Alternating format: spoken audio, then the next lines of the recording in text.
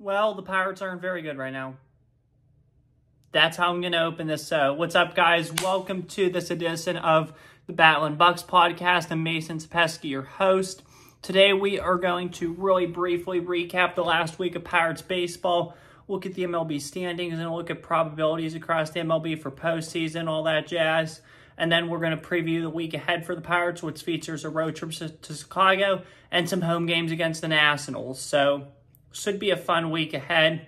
The season's definitely winding down. Tomorrow, or actually in 6 minutes, because it's 11:54 p.m., is Labor Day. So, summer is pretty much officially over at the unofficial end of summer at this point. So, we're heading towards October, and that's what MLB plays for. But guess who's not going to be playing in October? The Pirates, because they are in last place right now, and they won one game this week, and it was yesterday. So that's all I have to say about that. This week was atrocious on the pitching side. Starting with Monday night, Mitch Keller, not Mitch Keller solo, but Mitch Keller and the pitching staff allowed 18 runs and an 18-8 loss to the Cubs. To be honest with you, I'm really just going to briefly say the scores. Just say what I think, because some of them I followed, some of them I didn't follow. And yeah, that's all I'm going to say about that. So, yeah, because this TV here I have does not really have the Pirates on it, thankfully, and I haven't really followed much. So, school and everything, it's been tough. So I'm just going to say the score, what I thought about it, and yeah. Hang on, just let me see something quick.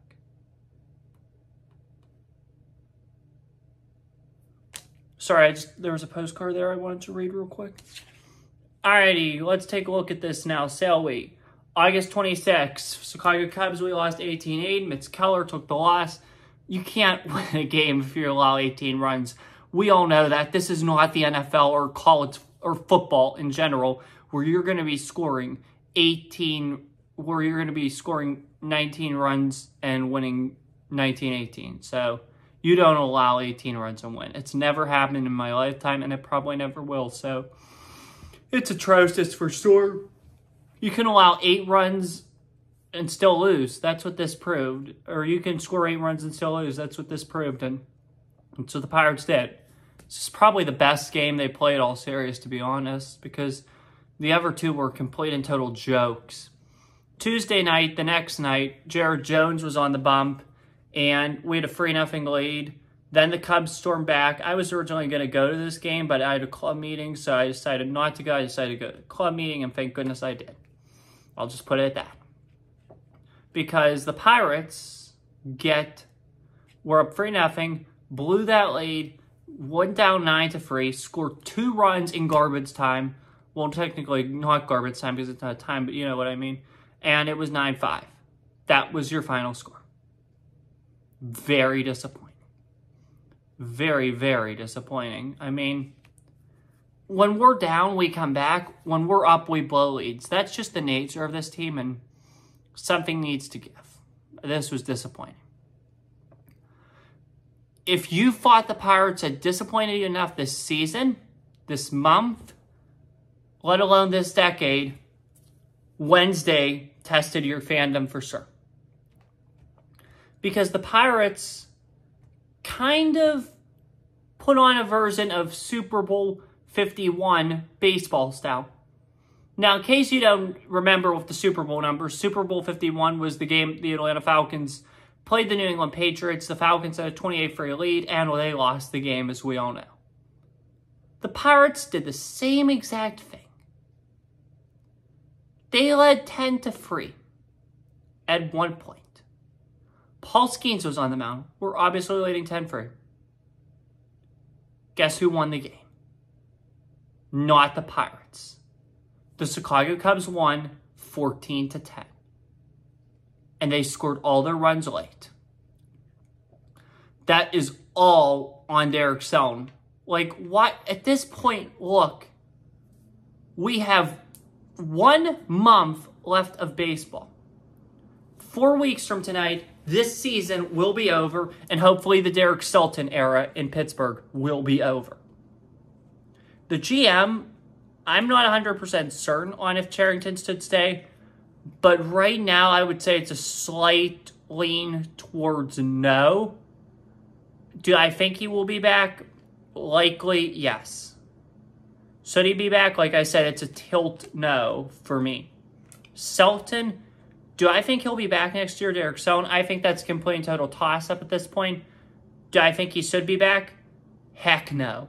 And I think most Pirates fans say, heck no, this is ridiculous at this point. He's not the guy. I never thought he was the guy. You should have hired Joe Spada. That was my preferred candidate back in 2019, 2020, whenever we did this. And we failed. And look how good Houston is. I know he got off to a slow start, but he turned it around and did a good job. Period. And you should have hired Dave Dombrowski to run this front office. If we did that, we would be in a much better place today than we were. Oh, and by the way, Osvaldo Bido has been one of the best pitchers in August with the Oakland Athletics. I was campaigning hard throughout the trade deadline process to bring him back, and Cherington didn't. And look where he is at now. He's going off. And the Oakland Athletics, who were literally 51 and 111, I believe, last year, have an atrocious ballpark situation, are going to be playing in a AAA ballpark next year, and they don't even know when their stadium in Vegas is being built, have the worst, and I mean literally the worst owner in baseball. I mean, John Fisher, this guy ruined baseball in Oakland, and they're on a better trajectory than the Pirates. What does that tell you? It's not a good indictment on this owner. Everybody needs to go, from the owner to the manager. And let's talk about the Oneil Cruz in center field thing real quick. He was never the problem. IKF could easily go to second base. Your lineup should be Bart Ketzing. Maybe try giving Rowdy at first. IKF at second. You can move Nick Gonzalez to third. Give him reps at third, because that's where he belongs if Brian Hayes is the nightmare everyone says he is. And whatchamacallit? I don't think Churro is the answer there either. I don't. And then keep Cruz at second. Reynolds in center. De La Cruz in left, who I don't even know why the heck we went and got this guy. I have no faith in this guy. And then do something in right. You have all these prospects, and your farm system just got depleted during these rankings with Skeens and Jones and all the promotions. So now we're 20th. This is literally the franchise in baseball on one of the worst trajectories, even worse than the Chicago White Sox. And that's sad. Oh, Bubba Chandler looks like he's coming up next year. So if he's on the opening day roster, that's a bright side, because your rotation set for the long run. You got Skeens, you got Jones, you got Keller, got Chandler, and Falter. So we're good rotate. Connor Griffin not coming up until 2028. Terramar Johnson, if he's going to be your long-term answer at second, goodbye IKF. I love you, but you can go somewhere else, because I like Nick Gonzalez much better. Braston Ashcraft. This is somebody, you know what? At this point, I wouldn't mind them bringing up Bubba, Terramar, Braxton, Harrington, Nick York, Anthony Solmedo, Jack Bringingham, or however you pronounce it. Mike Burrows is hurt still, I think. Sung-Chi Chang. Billy Cook. Why isn't this guy being brought up? He needs to be brought up. Moral of the story. If you go down to MLB prospects, which is top 30 for the Pirates, which I'm looking at, you need to bring up everybody with a 2024 time or 2025 time. There's 3 guys behind schedule. Braxton Ashcraft, Nick York, and Billy Cook. They're all supposed to be up this year. Bring those guys up now. You have nothing to play for. You're not going to have a better record than you did last year. Bring those guys all up now. I want to see, and to be honest with you, I would not be opposed at this point to shutting down Paul Skeens, because it's pretty obvious at this point. You're 60, let me check. 63 and 73, you're not going to get 76 wins. I'll tell you that right now. You're probably going to get 69, 70 wins, which is atrocious, to be honest. So I wouldn't be opposed to setting down Skeens. I really wouldn't. So what you need to do, you need to can the GM, probably, not certain, but most likely you're going to have to can the GM. You're definitely, as a matter of fact, you're going to have to fire the manager. Tell them you need to start setting down Skeens. This week needs to be the end for him. I mean, I hate to say it, but don't get him hurt. It would be a shame at this point if something happens to Paul Skeens. This needs to be the end of his season this week. Minimize Keller, minimize Jones, because they're getting tired, and it's not worth leaving these guys out there.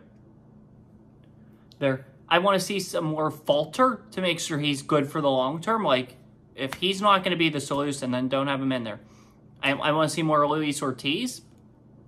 You need to call up Braxton Ashcraft. You need to call up Bubba Chandler, and you need to call up Thomas Harrington. See what you got in these guys the rest of the season. Same with Nick York. Same with Billy Cook. I want to see what we got of this team, of these prospects. Because let's look at the current team.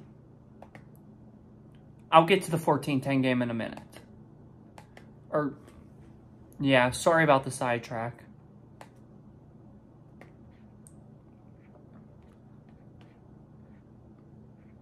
All right, let's go for Pittsburgh. Bednar. I don't know. I mean, I think last offseason was probably the peak value you'd get for him. I don't think it's worth trading him this offseason. I think he's going to get better over time. Like, he's going to be less injured. So I think he'll be back to his normal form last year. I'd keep him. Jalen Beeks I'd keep. Barucki I think is fine to stay. Chapman's gone. Falter, toss-up, probably keep, but not certain. Domingo Harmon, you're gone. Colin Holderman, you're probably gone. Jared Jones, obviously keep. Mitz Keller, keep. Majinski, keep. Kyle Nicholas, keep. Luis Ortiz, keep. Dennis Santana, you're probably gone. Skeens, you're obviously staying. Henry Davis, I'd explore trading him. He's done nothing here, so I don't know about his future. Grandal, goodbye. O'Neal Cruz, you're staying, but you have attitude issues, so you need to wise the heck up or else trade him now at peak value. Nick Gonzalez, you're staying. Connor Joe, bye-bye. IKF, you could stay next year, but then you're gone. You're just a transition guy. Rowdy Tellez, I'd honestly bring Rowdy Tellez back, to be honest. I think he should stay here, and I'd bring him back. Triello, see you later. Alligator, Alika Williams, ciao. Brian De La Cruz, I want to trade you again. Bye-bye. Andrew McCutcheon, one more year maybe, but that's it. Billy McKinney, bye-bye. Brian Reynolds, keep. Michael A. Taylor, bye-bye. This team's a mess. This team's a real mess. There's no future for this team. There really is not. All right, so we lost 14-10 to the Cubs. It was an embarrassment, and that's on some. This weekend, we played the AL Central leading Cleveland Guardians. Friday night, we lost 10-8. We had a lead, but then we blew it. Not surprising. So, yeah. Saturday, after allowing all these 10-run games, 9-run games, the pitching staff actually performed a miracle, and shut out the Cleveland Guardians 3-0. So, good job, pitching staff. You guys performed a miracle. Woohoo. I'll give you your flowers. And then this afternoon, the Pirates lost 6-1, returned to normalcy. It was good to see them take one against the Guardians, though. If we would have won the series against the Cubs, I would have been a little more optimistic, but now I'm pretty much done at this point. There's 2 off days the rest of the year, so that's nice. Yeah, it's just, look, I wish this team was better. I mean, I was following baseball much more deeper last year at this, but the way they're playing, it's tough. It really is tough to follow them late in the year. Football's back, school's back, I'm in a new routine, and yeah, I mean, I was really invested throughout the summer into this team, and now I barely follow them, and yeah, it already feels like the offseason, which I was thinking today, it wouldn't be a bad thing if they shorten the season, and the season ends Labor Day weekend, to be honest. I mean, in April and all that, you're feeling all optimistic, you're gung-ho, you're definitely excited for the new season. May, the same way. June, July, and August are peak times. But, like, think about it. PGA Tour, they do it the best. Baseball's to take them as a model. When January comes around, right after Christmas, everybody goes into, like, this little bit of a state of depression. Because Christmas is over, it's cold out, 4 words come to mind. What do we do? Because the NFL is also coming to an end. Now, granted, you have the playoffs and all that in the Super Bowl, but it's not as exciting as the playoff chase. Now, don't confuse what I'm saying. I'm not saying the NFL playoffs aren't exciting. It's just there's less games, so there's more excitement, but you don't have as many games, so you don't have as many teams and stuff to occupy you, and you're focused on very little games. And plus, football's winding down, and people are getting tired of it, and they're cold. So what they should do, start spring training the weekend after the Super Bowl. Start playing games that weekend that occupies people. Then play spring training games till the week of the Final Four. The Thursday after the Final Four, because college basketball, it's Supreme, March Madness. Woo! Made the basket. So that occupies time, and that gets you till mid-April, or early April. The Thursday after March Madness, do opening day, the Sunday before Labor Day, which would be today, or yesterday technically, end the season. That's what I say. That's less games, that's less stress. That cuts out a good 30 games. Now you're down to under 30 games and people are less bored. It's more exciting. So yeah, that's what I have to say about that. Anyway, though, obviously we're still going to be going strong here. We have 4 more shows after today. September 8th, September 15th. Here, I'm going to put my laptop. I have a laptop on my lap. So that's what it's called, a laptop for a reason. September 8th, September 15th, September 22nd. Our last show will be September 29th. And that's it. I'll do my playoff predictions on that show, and in the coming days, probably that week, I'll do like a little off-season preview or like what we should do in the off-season, but that's about it. Alrighty, let's take a look now at the playoff predictions and the playoff odds. Again, just a reminder before we get into it, here at this point, if we lower the total, if you're 6 or more games back in any category, you have a 1% playoff chance. Pretty much, as you know the drill. Like, what I'm saying is, I don't think you're going to make it at this point if you're 6 or more back. 2 weeks ago, or 3 weeks ago, and throughout like June, July, early August, that number was 10. So if you were 10 games out, if you were more than 10 games back, I was out on you. 2 weeks ago, we lowered that number to 8 games.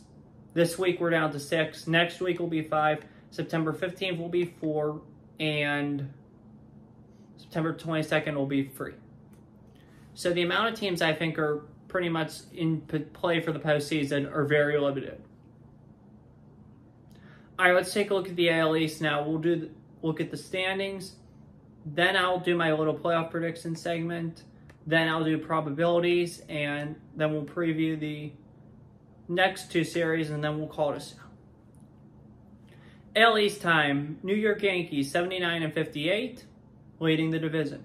Baltimore, 79-59, half a game back. Boston, 70-67, 9 games back. This is courtesy of ESPN, by the way. Tampa Bay, 67-69, 11.5 back. Toronto, 67-72, 13 back. Cleveland, 78-59, leading the division. This is the AL Central, yeah, by the way. I'm sorry about that if I didn't say anything. Minnesota Twins, you're 74-62, you're 3.5 back. Royals, you're 75-63, you're 3.5 back. Tigers, 70-68, 8.5 back. White Sox, 31-107, 47.5 back. Yeah, they're pretty atrocious. Here, I'm going to make a little bold prediction on this episode. Remember this. The Chicago White Sox will not win the MLB draft lottery. They will not pick number 1 in the draft next year because they won't win. That's my bold prediction. Remember this on like December 3rd or 10th or whenever they do the lottery. So, yeah. By the way, too, I did forget to say that it was nice on Friday night. The Guardians had a tribute for Johnny Gaudreau and his brother Matthew. Unfortunately, they both passed in a car accident on Friday in New Jersey. They were at their sister's wedding. They were both going to be groomsmen, so that was definitely unfortunate that happened for sure. So rest in peace to both the Gaudreau brothers. Just wanted to share that along, that it was nice that was nice that the Guardians did that. So God bless the Guardians and God bless the Gaudreau family. All right, AL West time now. Houston Astros 75-62. Mariners 69-68. They're 6 games back. Rangers 65-72. 10 games back. Oakland Athletics, you're 59-78. You're 16 back. Angels 57-80. 18 back. NL East. Phillies 81-56. Leading the division. Atlanta 74-63. 7 games back. New York Mets 73-64. 8 games back. Nationals 61-76, you're 20 back. Marlins 51-86, 30 back. This division's pretty much wrapped up. I think the AL West too, as I start to get tired. It's 12:14 at night. That's why is wrapped up. I think the Astros and Phillies have pretty much won their respective divisions. Maybe Seattle's a late run, but I think it's highly unlikely. NL Central, Milwaukee Brewers, 80-57, leading that division. Cubs, you're 66, 9 games back. Cardinals, 69-68, 11 back. Reds, 65-73, 15.5 back. Pirates, unfortunately, were 63-73, 16.5 back. This division's wrapped up. I think the Brewers have won it. NL West, Dodgers, 82-55. Diamondbacks, 77-60, 5 back. Padres, you're 78-61, you're also 5 back. Giants, 68-70, 14.5 back. Rockies, 51-87, 31.5 back. So that's all for divisions. On to the wild card now. We take a look. Obviously, as you know, in the AL and NL, both the first 2 teams get byes, or the top 2 get byes. Those byes right now would be belonging to the Cleveland Guardians, who would be the 2 seed. The New York Yankees would be the 1 seed. That would set up a matchup between the 6-seeded Royals and the 3-seeded Astros, the 5-seeded Twins, and the 4-seeded Orioles. I'm going to be predicting the Twins to beat the Orioles, and I'm going to be predicting the Astros to beat the Royals. Twins and Yankees. I have to go with the Yankees in this one. Astros and Guardians, I'm going Astros. Astros and Yankees, I'm going Yankees this time. I think the Yankees will be the AL representative in the World Series as of today. The teams trailing. Boston Red Sox, 4.5 back. Tigers, 5 back. Mariners, 5.5 back. Rays, 7 back. So that's my cutoff. So I feel like the Rays are pretty much done. They will not be a postseason team this year. Blue Jays, 8.5 back. Rangers, 9.5 back. A's 15.5 back, Angels 17.5 back, White Sox 44 back. So there's really 3 teams that could legitimately challenge Kansas City and Minnesota for those playoff spots. That's Boston, Detroit, and St. Louis, although I believe that's highly unlikely to happen. National League. Now, let's take a look at that. The top 2 teams get byes as of today. That would be the Los Angeles Dodgers and the Philadelphia Phillies. Your 6-3 matchup would feature the Braves of Atlanta against the Milwaukee Brewers. Your 5-4 game would be the Padres and the Diamondbacks. I'm taking the Diamondbacks to beat the Padres. I'm taking the Braves to beat the Brewers. Braves-Phillies, I'm taking the Braves. I think the 6-seed trend continues, and I think they win. Diamondbacks-Dodgers, I'm taking Diamondbacks. Braves-Diamondbacks, I'm taking Braves. Braves-Yankees, Yankees. I feel like the Yankees, as of right now, are the favorites to win the World Series. New York Mets. Now, let's look at teams on the outside looking in. New York Mets, 1 game back. They're getting closer. Can they get in? That'll be interesting for sure. Cubs, 3 games back. They could get in as well. The door isn't closed on them yet either. Cardinals 69 and 68, 5 back. Giants 68 and 70, 6.5 back. I think they're pretty much out. That's your cutoff there. Red 65 and 73. I'm sorry, I'm announcing records. I shouldn't be. 9.5 back. Pirates 10.5 back. Nationals 13 back. Marlins 23 back. Rockies 23.5 games back. And there is your playoff chase. So right now, let me do my probabilities for you guys. And then at that point, we'll just look ahead and we'll be done. So yeah. Yankees to make the playoffs, 99% chance. Win the division, 49% chance. Win the league, 30% chance. Or when I say league, I mean American or National.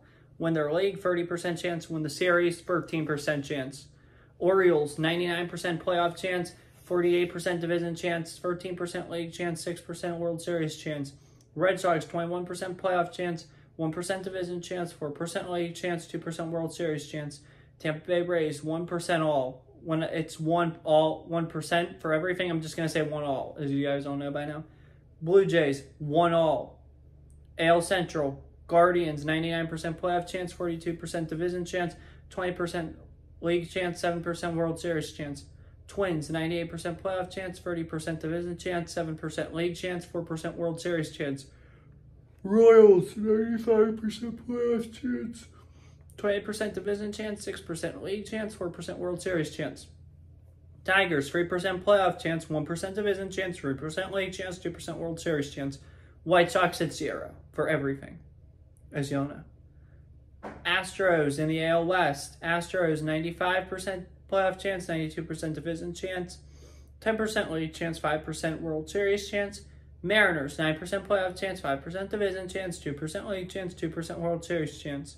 Rangers, 1 all. A's, 1 all. Angels, 1 all. NL East, Phillies, 99% playoff chance, 97% division chance, 25% league chance, 7% World Series chance. Braves, 53% playoff chance, 1% division chance, 5% conference chance, or league chance, 4% World Series chance. Mets, 48% playoff chance, 1% division chance, 3% league chance, 3% World Series chance. Nationals, 1 all. Miami, 1 all, except for division, which is 0. Brewers, you're 80 and 57, 99% playoff chance, 96% division chance, 15% league chance, 6% series chance, World Series chance. Cubs, 46% playoff chance, 1% division chance, 3% league chance, 2% World Series chance. Cardinals, 7% playoff chance, 1% division chance, 2% league chance, 2% World Series chance. Reds, 1 all. Pirates, 1 all. NL West time now. Dodgers, 99% playoff chance, 40% division chance, 28% league chance, 9% World Series chance. Zona, Arizona, 98% playoff chance, 30% division chance, 7% league chance, 6% World Series chance.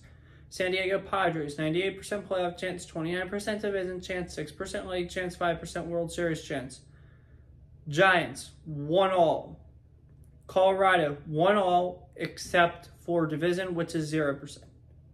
So that's all for that. Now let's take a look to wrap things up. Sorry if I'm talking a little fast. I just kind of want to get to bed. It's 12:22 a.m. So, yeah. So let's just take a look real briefly here at the Pirates' upcoming series against the Cubs and the Nationals. It's officially Labor Day, so happy Labor Day to all. Thanks to all those who work. So, yeah.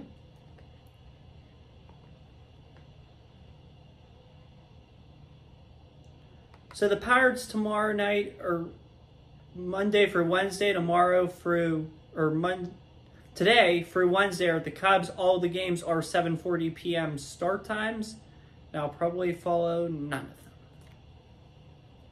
September 2nd, it's today. Starting pitching matchup looks like it's going to be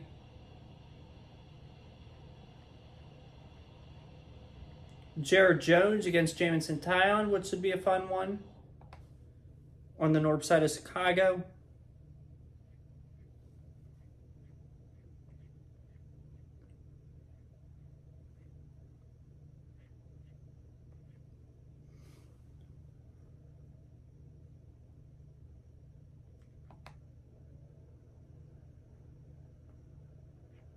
Sorry, I'm just...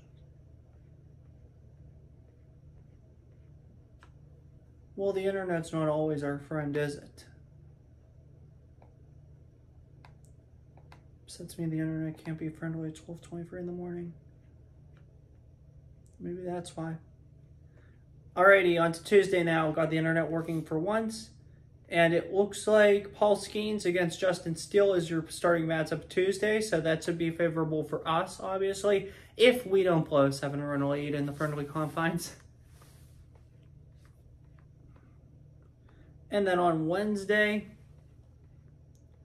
your pitchers will be Domingo Herman against Sota Imanga. I think we go 1-2 this series. I think we win when Skeen starts and lose the other two, which wouldn't be bad, but wouldn't be great. Thursday for Sunday, it's against the Nationals. It's a great opportunity to win some games. Thursday night, the start time 6:40. Friday night, 6:40. Saturday, 6:40. And Sunday, 1:35.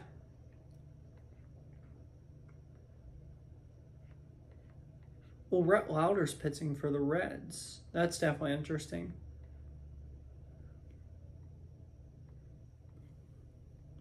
Thursday night looks like it's going to be Jake Irvin against Bailey Falter. Friday night,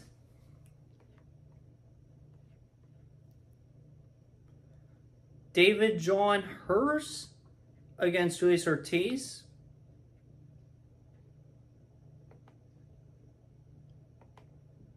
Nationals are pretty weak, but so are we. Saturday, looks like it's going to be Mitchell Parker against Mitz Keller.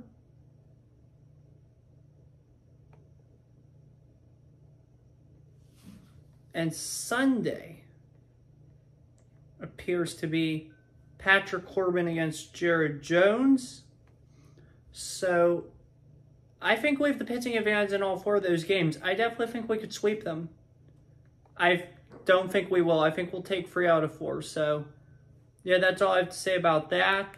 And really, that's all I have for this show. So thank you guys for tuning in. Definitely will be an interesting one, these final 4 episodes. So, yeah, that's all I have. Once again, thanks for tuning in. Have a good one. Take care. Stay safe. And as always, peace. See you guys next week.